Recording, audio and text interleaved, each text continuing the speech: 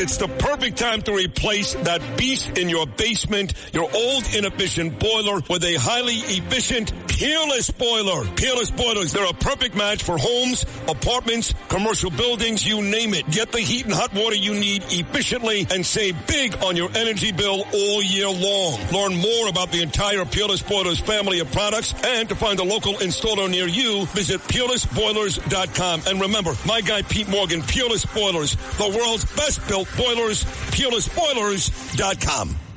Excuse me! Taxi! This is the 77 WABC minicast. Sid is on, but wait. You're not going to keep Sid waiting, are you? Hang on. No. We have an intro. Here we have the applause for him. Louder! It's stadiums. And Sid Rosenberg, first of all, before we bring you in, 10 great years, my friend, and what a celebration. Congratulations, Sid.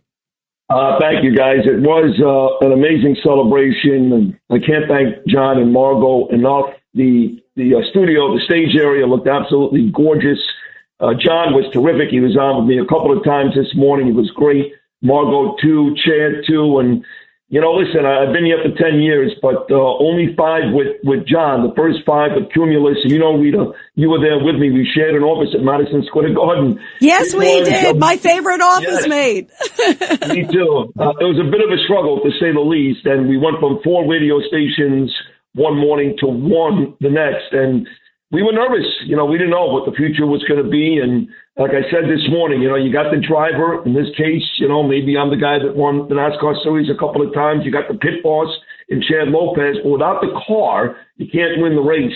And John and Margot came in, and they provided the perfect car to make sure that we win the Winston Cup standings every year. So next coming is the Concord, so we can take this station internationally, bigger than the BBC and bigger than Voice of America. And Sid, you know that the BBC is run by the British government, is anti-Semitic and anti-American.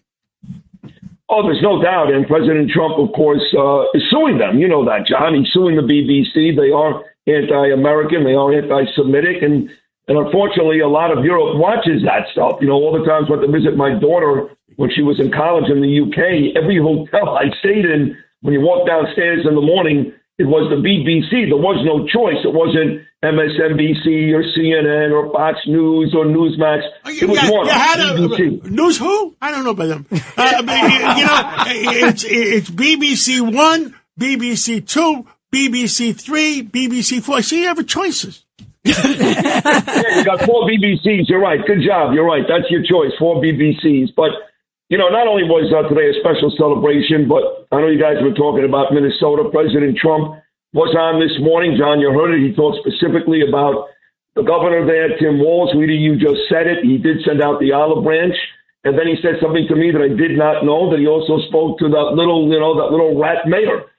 Jacob Fry, and all he had was nice things to say. They were great. They're good guys. And it is clear to me that whether it's the mayor here in New York City, Mamdani, Mayor Fry in Minneapolis, the Governor Walz, that President Trump has decided in his second term here, closer to 80 than he is to 70, that he's going to try to be nice. That he has figured out that if he's nice, he'll probably get more things done, because I don't know anybody could really like Walz or Mamdani or Fry, but it seems that Trump is using that modus operandi, if you will, to try to further peace in Minnesota. He's willing to compromise, and you're right, Rita, Walz still beats him up. Look, the one thing he said to me today was, Sid, what I find funny is, I'll have a great meeting with Hochul, and she'll call me and tell me how much she loves me, and 12 hours later, she'll beat the living daylights out of me. What is that about? Same thing with Mamdani. They had the great meeting in the Oval Office, and since then, all Mamdani does, whether it's Maduro, whether it's, the economy, whether it's what's going on in Minnesota, all he does is criticize the president. So the president has done a really good job of letting that stuff roll off his back and try to figure out ways to improve our country and, quite frankly, improve the world. Yeah, it is amazing. And I agree with you, Sid. It's sort of like he's become the negotiator. And you know what? Also, and this is something that John knows, I know, we've seen him. I mean, he really has a heart. And he has really, I think, shown it. He's really risen to the occasion at this moment because it's a very difficult moment what happened in Minnesota. And the first thing he said was, I don't want to see any Americans killed in our streets. He said, I feel bad about what happened to Renee Good. I feel bad about what happened to Alex Preddy. These are the two protesters there, or the woman who drove away and then the protester there, in Minneapolis, those two cases. And yet, so I think he's been really, really the commander in chief, but really the president. And like you said, in many ways, the conciliator in chief. Yeah, that's him. Look, and again, you do know him, Rita, well. John knows him very well. I do too. He's a nice guy. You know, I laugh at people who don't know him and are so critical of him. When I saw him in the White House, he said, Rita, I love you. That was the first thing. I was like, he has a heart. That's him, you know, and what I'm going to say now is going to anger a lot of people in the audience and some of the Democrats, but the truth is President Trump was upset when Renee Good died. Look, I hate to say this, God rest her soul. I don't want anybody to die either, but she caused her own death. That's the bottom line. Same thing with Preddy. But I really believe in my heart of hearts that the Democrats would almost rather see people die so they can go out the next day and hammer President Trump and Christine Holman, Tom Homan, and talk about this administration being evil. I really believe that the Democrats would almost rather see people die. And that's a hard thing to say. I know that. To further their point, Trump, on the other hand, he wants everybody to be peaceful and happy.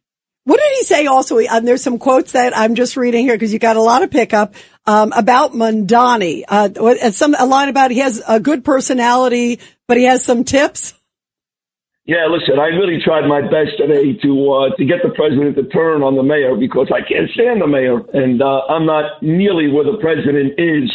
I said, Mr. President, when you captured Maduro, such a great thing. He said it was terrible. When A. Good was shot, he said that your administration is evil. And I presented about 3 or 4 different things, Rita, John, you heard it, to the president where, the meeting was nice in the Oval Office, but Mamdani has gone public with his anger at the president and the administration.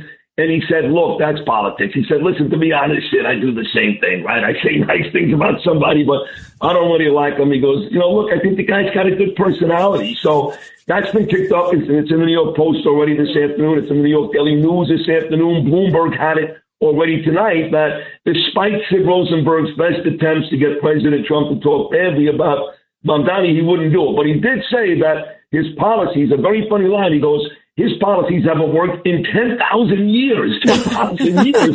And he went out to say, so he does not like the fact, and John knows this better than anybody, being a great money guy, John, he does not like the fact that the stock market is being built in Texas. You don't take that away from the New York Stock Exchange. So he was nice to Mamdani, but I believe this is the first time with me today, this is the first time since the early days of him calling him a communist, that while he was being nice, he still found a way to criticize Mamdani specifically on socialism and the stock market going to Texas. Yeah, interesting. Craig Eaton. Sid, you hit something right on the head about the Democrats. That they're not unhappy about people dying. And, I agree with you 100% because it just furthers their animosity and their claims against Trump. But you know what? People need to give up. If a federal officer, a federal agent or police officer comes up to you and says something, you have to obey the law. In Minneapolis, they're telling the law enforcement to go against ICE. They're telling people, don't give in to ICE, go against ICE. That's the problem. People aren't getting killed around the country. They're getting killed in Minneapolis because of what the governor and what the mayor and what the law enforcement are doing.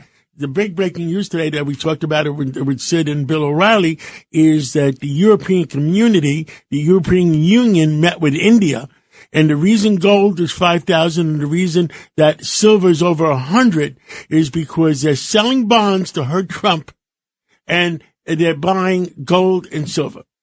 Well, listen, I say that if Trump should, if Trump should tell all the illegals that he will give them citizenship if they vote Republican, you'll see how fast the Democrats want them out of the country. That's the truth. That's a good one. What do you think of that challenge there, Sid? I don't think it's going to happen, but it's genius. I heard that first from Siggy Flicker, now second from Fernando Mateo. It's a brilliant move, but look, Probably illegal. He is exactly right. But it just will show how quickly the Democrats will flip-flop on this issue. Yeah, they're phonies. They're phonies. But Craig, I think Craig, you're right. And again, Craig, thank you for the lovely text you sent me yesterday too. I appreciate that. In that, yes, these Democrats, something bad happens, it gives them more ammunition to go up against President Trump, and that's all they really care about these days. Look, the midterms are coming up in November. I asked the president straight up, I know you're a confident guy, I know you are, but be honest, President Trump, how do you really feel about the midterms? John, you heard it. He wasn't exactly, we're going to win. It was more like, well, history, Sid, as well as anybody, and the truth is that when the president is a Republican, we usually lose the House and the Senate, even if the president is doing a great job. Yeah, but knowing that, a great job. But once you know your problem, you can fix the problem. When you walk around like Biden did and never knew the problem, you can't fix the problem that you don't know. That's true. It's a good sum up. I said to the president, I said, you were so good at Davos. You stood up there, you're like the boss. All these world leaders are looking at you like you're a matinee idol. Just amazing. I said, with Biden, we were just happy he didn't fall down the stairs. I'm just happy you walked, Sid, we love you. Before you go, another big round of applause on the way out. 10 great years. Congratulations again. Thank you so much. Sid, thank you. Bravo, Sid. Bravo. Every week, the Payne family cuts straight to the real financial story. The one question, Bob, everyone's asking is, are we in an artificial intelligence bubble? You've been through boom and busts. What do you think? No hype, no myths. Just what actually matters to your money. Does feel very similar to what we experienced in the 90s. Where are we, though? Are we in 1995, 1997, 1999? Listen to the Pain Points of Wealth on the Red Apple Podcast Network.